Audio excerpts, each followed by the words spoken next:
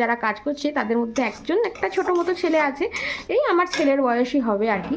তো ছেলেটাকে না আমার খুব ভালো লাগে, আমরা খুব ভালোবাসি আর কি, সবাই ভালো, আমি প্রত্যেক মিস্ত্রিকেই খুব ভালোবাসি। তো সেই কারণে আর ওই ছেলেটা ছোটো মতো তো খুব ভালো লাগে আর কি। তো ও না ভীষণ চাটনি খেতে ভালোবাসে, তো আজকে হ্যালো এভরিওয়ান, গুড মর্নিং। পৃথিবী ব্লগের নতুন একটি পর্বে সকলকে জানাই অনেক স্বাগত, অনেক ভালোবাসা। আজ হচ্ছে বড়দিন, সকলকে জানাই বড়দিনের অনেক অনেক শুভেচ্ছা। আর এখন হচ্ছে সকালবেলা, তো রান্নাবান্না স্টার্ট করে দিয়েছি। সকাল আর নেই, এখন বেজে গেছে অলরেডি 9:45 নাগাদ বেজে গেছে। তো রান্নাবান্না বসাতে একটু দেরি হয়ে গেছে। আর শীতকালে না রোজ দিন এরকমটাই হচ্ছে, কোথা দিয়ে যে তাড়াহুড়ো করে সময় চলে যাচ্ছে বুঝে পাচ্ছি না।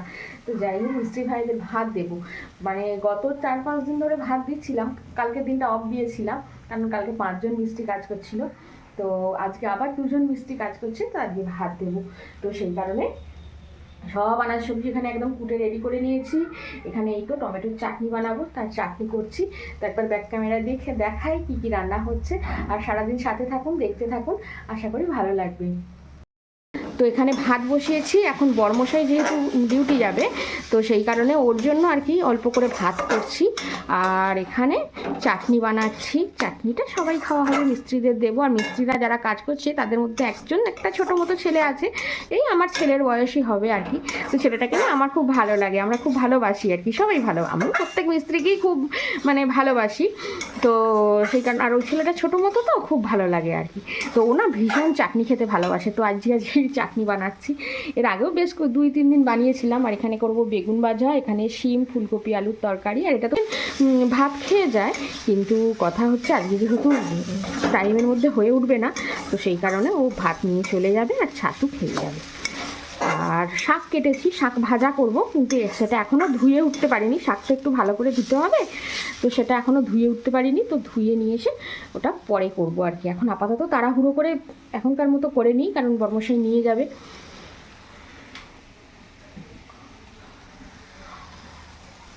এনেছে মাছ পলিথিনে, এই তো, কিন্তু এখনও মাছ আর কি ধুয়ে উঠতে পারিনি। তো এক এক করে কাজকর্ম করছি ঝটাপট তাড়াহুড়ো করে। তো চাটনিটা হয়ে গেল, এবার বেগুন ভাজাটা করছি।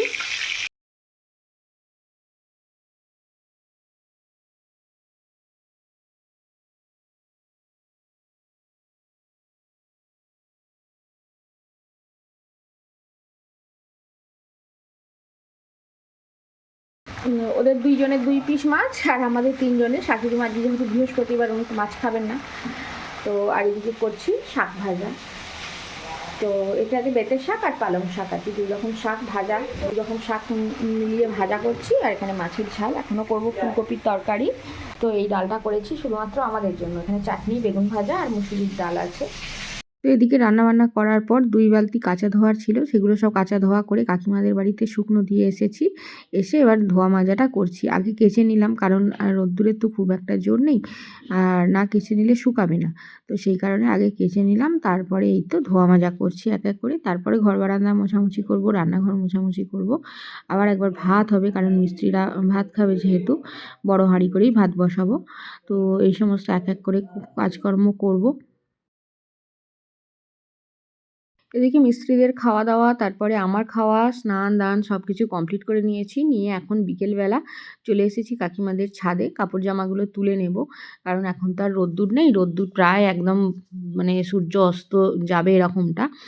তো সেই কারণে চটপট করে চলে আসলাম। তবে আজকে কাচা ধোয়া করতে অনেকটাই তো বেলা হয়ে গেছে, আর রোদ্দুরে সেরকমভাবে জোর অতটা নেই, তো সেই কারণে না শুকায়নি বেশিরভাগ জিনিস।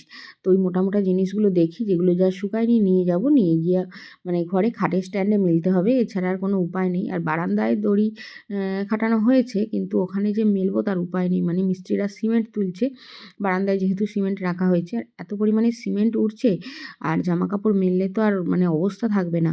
তো সেই কারণে নিয়ে গিয়ে ঘরের মধ্যেই মেলতে হবে। তো অনেকটা করেই ভিজে আছে। তো আবার ভাবছি আগামীকাল কাকিমাদের এই ছাদেই একবার দিয়ে যাব, না হলে আর দেওয়ার কোনো উপায় নেই আর কি। তো এখন সন্ধ্যাবেলা ধুনোটা দিয়ে নিচ্ছি। সন্ধ্যা ঠিক এখনও বলা যাবে না, এখনও বিকেল বিকেল আছে। তো পড়াতে বসেছি, আর পড়াতেই একটু ভাবলাম যে না, ধুনোটা একটু দিয়ে দিই। কারণ এত পরিমাণে মশা, রোজ দিন না ওই মশার ধূপ জ্বালানোটাও ঠিক হবে না। তো ঠিক নয়, বাচ্চা যেহেতু, একদম ছোট বাচ্চাকে তো পড়াই, তো সেই কারণে আর কি ওই ধুনোটা একটু দিয়ে দিচ্ছে। ধুনোটা দিলে একেবারেই মশা থাকে না আর কি। তো এই দেখো আমার স্টুডেন্ট পড়াশোনা করছে, এত পরিমাণে বকতে হয় পিছনে, তো সে আর বলার কথা নয়। তো যাই হোক, মোটামুটি শিখে গেছে অনেক কিছুই।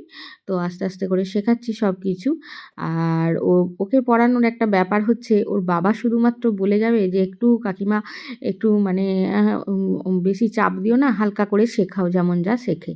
আর ওর মা শুধু মানে ছেলেকে যাতে অ্যাডভান্স লেভেলের তৈরি করা যায়, তো সেই জন্য আর কি আমাকে শুধু এসে বলতে থাকে কাকিমা এইটা শেখাবেন, ওইটা শেখাবেন, সেইটা শেখাবেন, এইরকম করে বলতে থাকে। এবার আমি আবার মানে মনে মনে বলতে থাকি যে কার কথা শুনবে, বাবার কথা শুনবো নাকি মায়ের কথা শুনবো।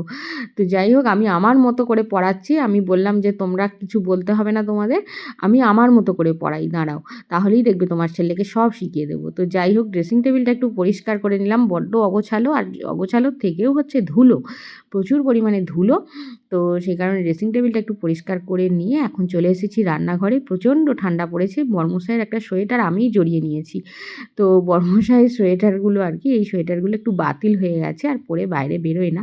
তো ভাবলাম এখনও তো ছেঁড়েনি ফাটেনি কিছু হয়নি, তো সেই কারণে আমিই পরে নিই আর কি। তো সেই জন্য আমিই পরছি, বাড়িতে পরবো, সমস্যা কোথায়, তাই না?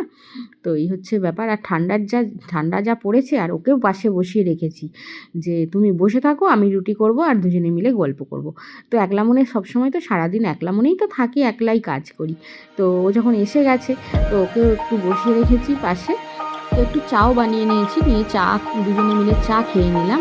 চাটা খেয়ে এবার রুটিটা করছি। তরকারিটা আগেই করে নিয়েছি, মানে তরকারিটা বানিয়ে নিয়ে তারপর চা করলাম, চা খেলাম, তারপরে এখন ধীরে সুস্থে রুটিটা বানাচ্ছি।